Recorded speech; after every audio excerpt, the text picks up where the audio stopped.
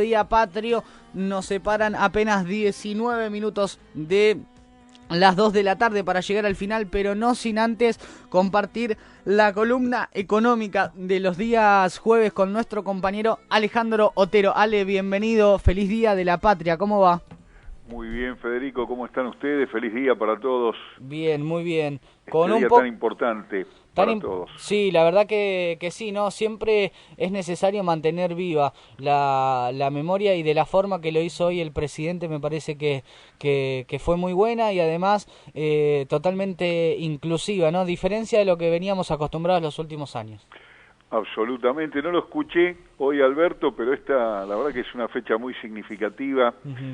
Porque fue una verdadera corajeada declarar la independencia en 1816, ¿no? Porque recordemos que en ese momento ni siquiera se había iniciado el cruce de los Andes, es decir que todavía había una importante porción del territorio que estaba en manos de los españoles, que podían bajar a recuperar, y el plan genial de San Martín de cruzar a Chile y liberar Perú, lo que buscaba era asegurar la soberanía territorial, ¿verdad?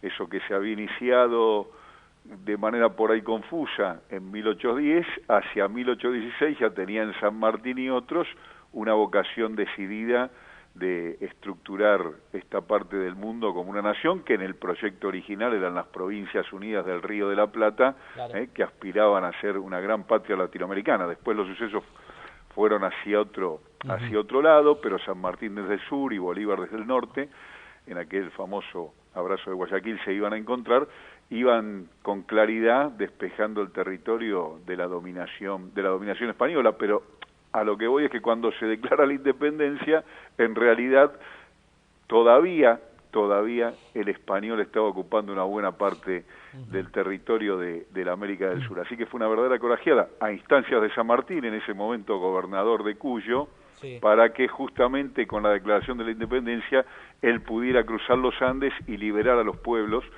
basándose en eso que para él era muy importante. Por eso el que preside el Congreso es Narciso de la Prida, un sanjuanino, un hombre que a las órdenes de San Martín va a comandar ese Congreso tucumano para que la independencia sea un hecho, y la vocación política queda claramente señalada. Así que esa corajeada hay que recordarla, porque hoy la independencia siempre hay que reafirmarla, pero por otros términos, ¿no? Hoy se juega en otras cosas, ¿verdad? Iba a ir a eso, Ale, porque hablamos, y lo mencionaba al principio del programa, ¿no? Hablar de independencia es cierto, porque no dependemos de una corona española. Ahora, en términos económicos, suena difícil decir que somos libres, ¿no? Con estos nexos y estos lazos que nos unen o que nos ahogan, más que nada con organismos internacionales. Absolutamente. En los tiempos modernos, para decirlo en términos chaplinescos, en los tiempos recientes, sobre todo, en la etapa de la égida neoliberal, es decir, de mediados de los 70 en adelante, para los países periféricos, los países en desarrollo, como se los quiera llamar, los países como los nuestros, lo que ha sido el instrumento de dominación más potente, sin duda, ha sido la deuda externa, la deuda en dólares, y el Fondo Monetario como el garante de fijar las condiciones que hacen a ese sometimiento, ¿verdad? Es decir, el garante de que con los planes de ajuste se van a generar los recursos que permitan satisfacer los pagos de la deuda. Así que el yugo que ha pesado en los tiempos actuales, como en otro momento pudo ser la propia dominación militar territorial o los intercambios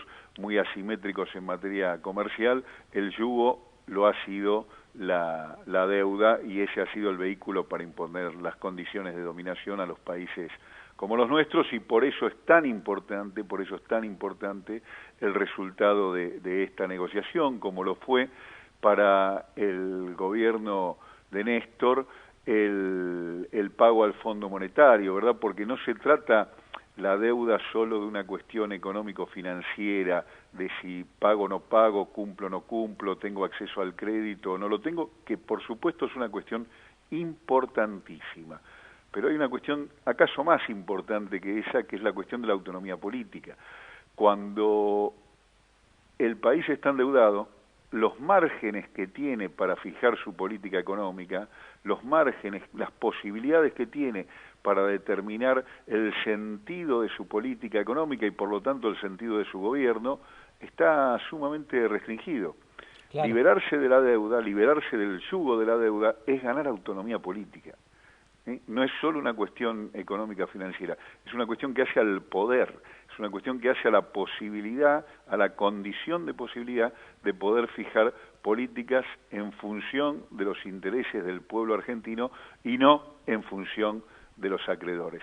Para que se entienda fácil, lo mismo sucede cuando uno está muy endeudado, el acreedor le impone las condiciones a su vida cotidiana. Cuando uno está libre de deudas, es, valga la redundancia, libre de poder decidir hacia dónde ir, en qué gastar, hacia dónde consumir y hacia dónde dejar de hacerlo.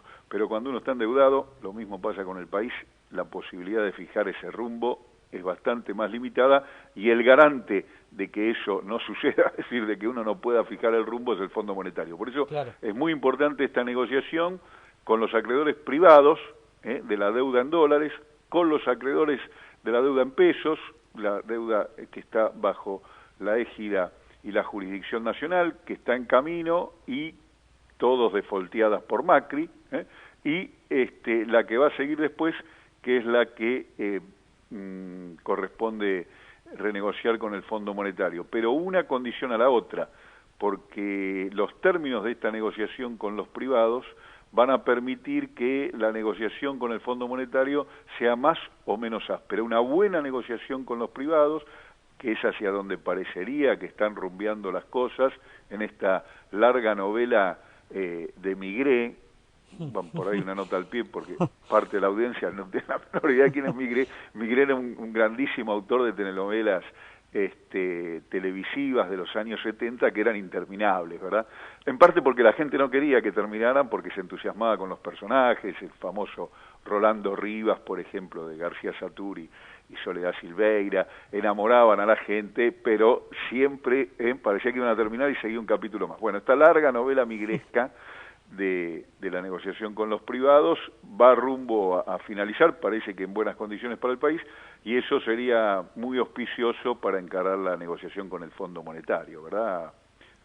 Exactamente, tanto que se cuestionaba, ¿no? Porque hace un rato también hablábamos del rol de los medios de comunicación y siempre esta intención de poner al peronismo como un mal negociador, a Guzmán como un incapaz, en su momento a Axel Kicillof, cuando le tocaba negociar como ministro de Economía de la Nación. Digo, las noticias son, no sé si buenas, pero porque de todos modos estamos hablando de deuda, pero sí es un poco próspera para Argentina o más amigable en los términos económicos. Mira, Fede, es realmente sorprendente. Los mismos medios que aplauden a los tomadores de deuda, a los que toman deuda de modo irresponsable a tasas astronómicas y pagan comisiones a los intermediarios absolutamente desmesuradas, como lo hizo Cavallo, como lo hizo antes de Cavallo Martínez de Oz, como lo hizo Macri, los aplauden, los ponen en los diarios, en las tapas de los diarios, sí. Se comunica la noticia del que país se endeuda como si fuera una buena noticia porque es una muestra de confianza del mundo hacia la Argentina y que por fin nos hemos integrado y volvimos al mundo y celebran, descorchando champán porque el país se endeuda. Esos mismos, cuando los gobiernos populares que se tienen que hacer cargo de los desastres y desaguisados que hicieron esa gente tomando deuda de manera irresponsable, renegocian de modo de no sacrificar al pueblo argentino en los pagos de esa deuda, los critican. Un disparate. Lo que está haciendo el gobierno de Alberto, lo que antes hizo el gobierno de Néstor, lo que han hecho los gobiernos populares a lo largo de la historia es hacerse cargo de los desaguisados de los liberales en la Argentina y convertir las deudas impagables en deudas llevaderas. Los que muestran una actitud responsable, negociando y convirtiendo lo impagable en pagable y sustentable, resulta que son malos negociadores. Pero los que toman deuda a troche y moche, sin importarle las tasas ni las comisiones, ni las condiciones de pago, esos son unos fenómenos que insertan al país del mundo. ¿Querés que te lo diga académicamente, Fede? ¿Por qué no nos dejamos de joder? La mejor forma de sintetizar. Y hay un dato que siempre sale en redes sociales, viste que es todo más corto, más rápido, pero menciona la cantidad de gobiernos que se endeudaron y los poquitos que se desendeudaron, ¿no? Absolutamente. Y tengamos claro, muy claro lo siguiente. Estamos enfrentando este desaguisado, esta negociación complicada, esta negociación que, como decíamos, no es solo una cuestión económico-financiera, sino que es fundamentalmente una cuestión política. Lo que se juega acá es el margen de libertad que va a tener el gobierno para encarar los próximos años con una política en favor del desarrollo y el bienestar del pueblo argentino. Esa es la cuestión que se juega, pero estamos acá sentados, conversando de esto, discutiendo esto y negociando esto, porque esta gente que se fue, el gobierno macrista, recibió un país absolutamente desendeudado, no es que no tuviera deuda, claro, tenía una deuda como todos los países del mundo, que era absolutamente llevadera y no constituía ningún problema, claro, y lo endeudó a troche y moche, repito, de manera irresponsable, no generó ningún beneficio esa deuda. Si alguien sabe, algún argentino de buena voluntad, que se haya generado un beneficio para el pueblo en esos 4 años sistemáticos de endeudamiento, que me lo diga. Yo no lo vi. Lo que he visto, que hay muchos señores que su patrimonio en dólares y su condición de riqueza ha mejorado muy mucho, pero beneficio para la mayoría no vi ninguno. Entonces recibieron un país desendeudado, lo endeudaron de manera irresponsable, le hicieron un pingüe negocio a unos pocos, perjudicaron a la enorme mayoría y nos dejaron a la enorme mayoría este tremendo yugo político y esta tremenda factura por pagar. Ahora que hay un gobierno popular y que está tratando de resolver este desaguisado, resulta que los medios le tiran con dinamita diciendo que son malos negociadores, que mira que sí, la propuesta inicial era tanto y ahora se acercó a tanto y esto y lo otro y lo demás allá. Le pongo la frutillita a todo lo que mencionaste, Ale, y encima salen a dar clases en televisión, un tal Cavallo, no sé si te suena. Felipe Domingo. Increíble. Increíble, desde la bestialidad que dijo respecto de la expresidenta y actual vicepresidenta, sí, en su condición política, que es desconocer la trayectoria política de Cristina, que desde muy joven milita y es una militante como muchos de nosotros y que ha ocupado cargos destacadísimos. Esa bestialidad que dijo respecto de la ama de casa, como aquella vez que mandó a los jubilados a lavar los platos. Cavallo no tendría que tener un solo segundo de audiencia pública, porque realmente lo que él ha hecho por el país desde su primera intervención en el Banco Central con la dictadura, nacionalizando la deuda de los privados a costa del conjunto de los argentinos, su reaparición después con el menemismo y la política de convertibilidad y endeudamiento para sostener la convertibilidad, que era una cosa ya fuera de toda la historia del mundo capitalista, y la última reaparición con De la Rúa, el blindaje y el famoso, como popularmente se ha hecho ese juego de palabras,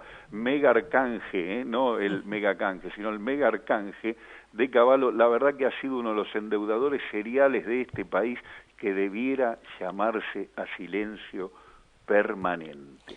Ale, porque sí, Cavallo sí, ha sido el maestro de estos que con Macri repitieron su senda mejorada, porque hicieron lo mismo que Cavallo, pero muchísimo más rápido y generaron muchísimo mayor daño. Personas exacto, que, la verdad, lo mejor que podrían hacer por este país es callarse la boca. Ale, impecable como siempre la columna de hoy. Nos volvemos a encontrar la próxima semana. Buen fin de semana largo. Igualmente, un abrazo grande. Ahí pasaba nuestro compañero Alejandro Otero en la columna económica.